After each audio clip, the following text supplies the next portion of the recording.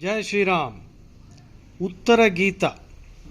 Now, this is one of the most important Gitas. There are 4 Gitas delivered by Sri Krishna. And I am attempting to summarize it so that you can learn what is there by just listening to me. I have drawn information from a book written by Minati Kar, R.K. Mutt, Ramakrishna Mutt publication. At the bottom I have written the name. You can get yourself a copy. Now, Uttara Gita. Uttara means later.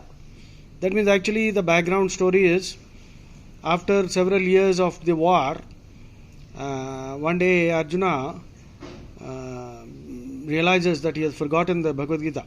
I have written at the bottom, you can see. Arjuna became a hedonist. Hedonist means one who seeks pleasure all the time. So he won the war and legitimately he is enjoying all the pleasures. But as he became older, detachment set in and he asked Krishna how to gain moksha. So, in the Uttara Gita, I am just trying to summarize the central ideas, the concepts that Krishna moots. So, right on top, if you can see, I have scribbled, of all the yoga angas, pranayama is most important. So, Ashtanga yoga is there, of which Krishna is eulogizing, praising pranayama as the most important. So, Bhastrika pranayama is something you can easily learn. There are lots of YouTube videos. Then, Krishna also says, Yadha pinde tadha brahmande. This is a wonderful concept in the Vedas, which is, you see, our human body is nothing but a reflection of the entire universe. The complexity that is there in the universe is found in the body too. That is, what is there in the microcosm is there in the macrocosm. So, we are all, in a way, representatives. We are all fractals, F-R-A-C-T-A-L. Fractal is a small unit of a macrocosm which has the same pattern. So, now that's a very interesting concept in science too. Then, of course, the Uttara Gita, there is no particular context.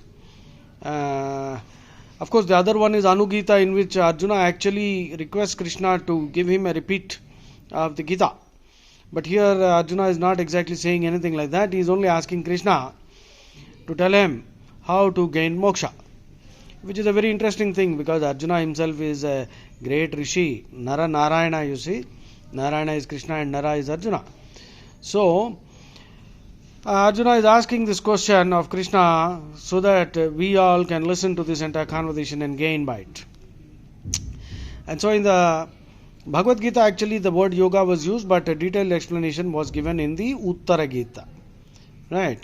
So in this Uttara Gita, Krishna is also talking about Kundalini Yoga also toward the end. So Kundalini Yoga also you should learn.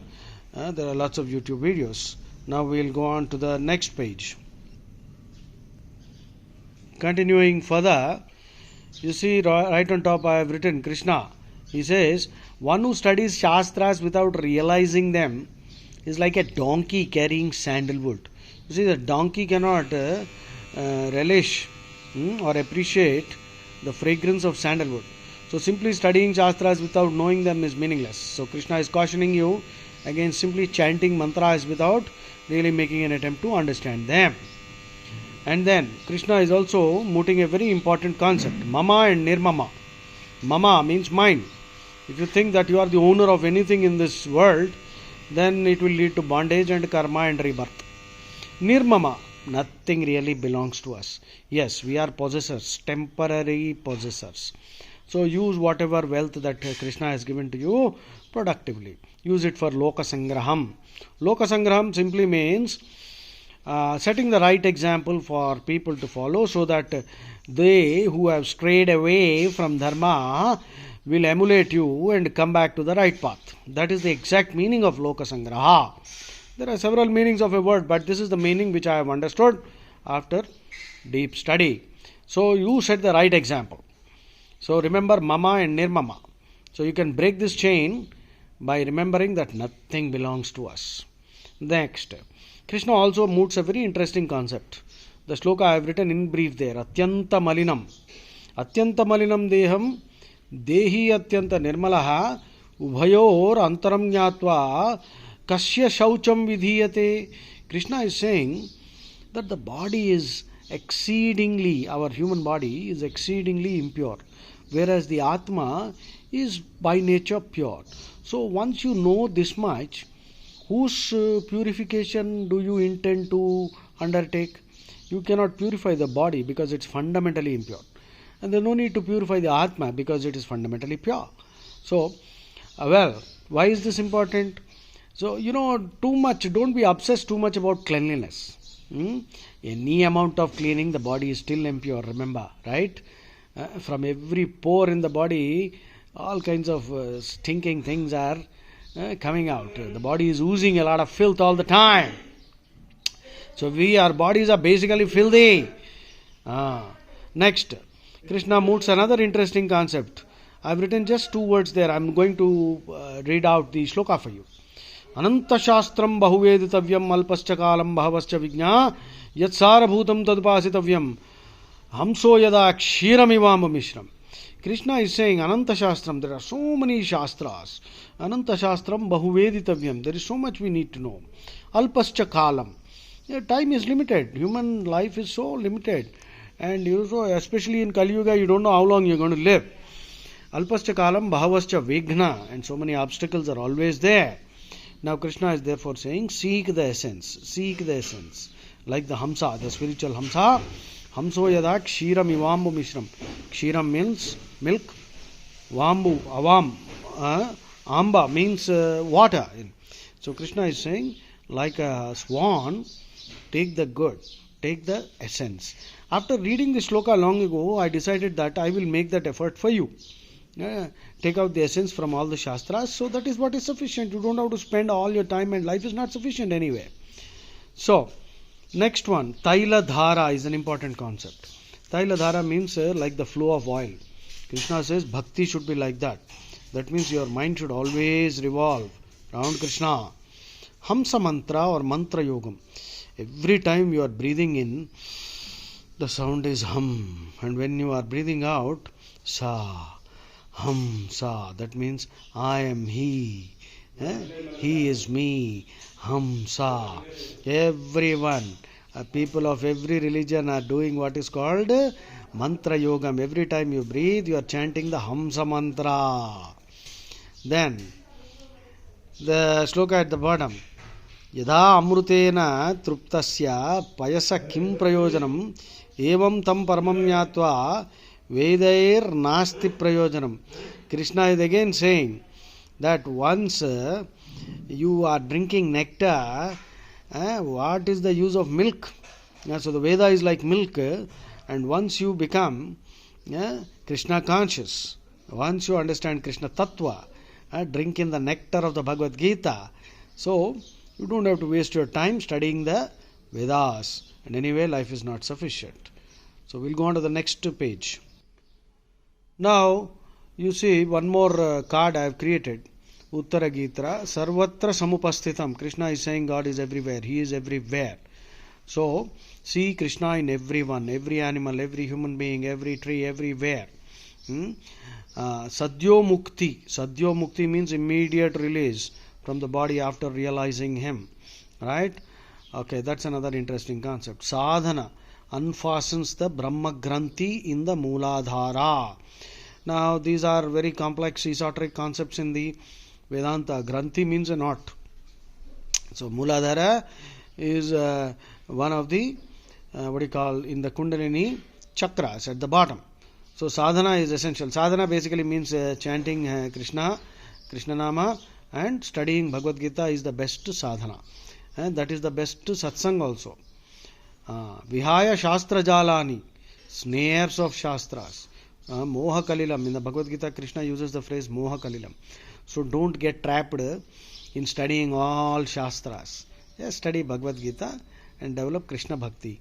Avoid going to tombs and dargahs and all rubbish. Next, Bhuta Vastu Anyashochitva Punarjanma Na Vidyate. So, Krishna is saying one more very interesting thing. One who does not mourn for past objects. See, in life we gain many things, we lose many things, but very often we waste a lot of time feeling sad over things that we have lost. So stop doing that. You own nothing. And so whatever has happened for good. Try to take a lesson and move on. Be careful anyway. So if you can do this much, then there is no punarjanma. Then Gaganam Bhati Nirmalam. So Gaganam Bhati Nirmalam is a very esoteric concept again. He knows everything through direct intuition. This is called in yoga Ritambara Prajna. See, these are gifts, siddhis, which everyone will acquire. As you chant Bhagavad Gita, study Bhagavad Gita, you will notice certain changes and powers within you also. So great yogis, by looking at a person or touching an object used by a person, they will know much about that person. So, and direct intuition, that means intuition, as you know, the word means direct grasp without any need for study and all that. So this is a great gift that Krishna will confer on you as you study Bhagavad Gita. Now one more card is there. So here Krishna is making some more statements about, you see, what is the use of a boat after you cross the river? That means, all the Shastras are like boats. But of course, it doesn't mean that you destroy the boat, you keep it and others can use it. It is useful. Tasmat Shastram Pramanante. Krishna in the Bhagavad Gita says, Shastra is the Pramanam. That means, take Shastra as the source. And what is the Shastra he is talking about? He is talking about Vedas.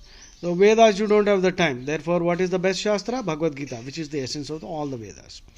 Then, Yajnadana Tapakarma Natyajam iti chapare, in the 16th chapter 24th, Krishna is saying, do not give up Yajna, Dana and Tapas. All these are very important.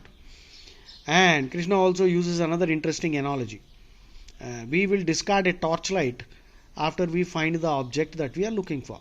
Similarly, all the Shastras are like the torchlight. You discard, but doesn't mean that you throw it away or condemn it. Others can use it.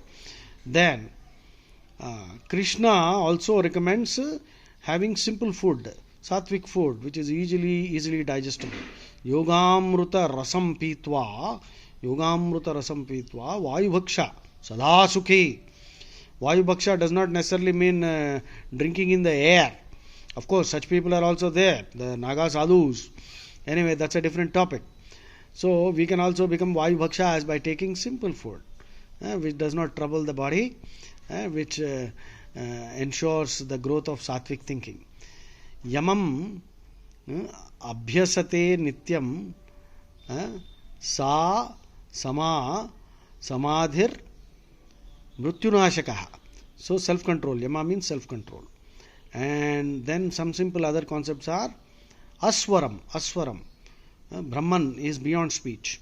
Yato vacho nivartante aprapya manasa saha. So Krishna is saying his real nature is indescribable, ineffable. But anyway, fortunately we have an image of Krishna. So study Gita and try to imbibe Krishna Tattva. Hrudayam nirmalam krutva anahatasya. See, he is telling you and all of us, purify your heart. Get rid of all the Arishad Vargas. Don't let all these negative emotions pollute your heart. And Anahatanada is his supreme abode. Anahatanada means the Onkara. That means the sound that was produced without any percussion, without any striking. If you close your ears and eyes and nostrils and mouth with your fingers, that is called Anahata Yoga, Anahata Mudra. The sound that you hear is that called Anahata. NASA scientists also, I believe, said that the sound coming from the center of the sun is Om. You can listen to Om even from a conch shell, Shankam. So that is called Anahatanada, which is Krishna himself. Jai Shri Ram. This is the summary of the Uttara Gita. I hope it was very useful. Jai Shri Ram.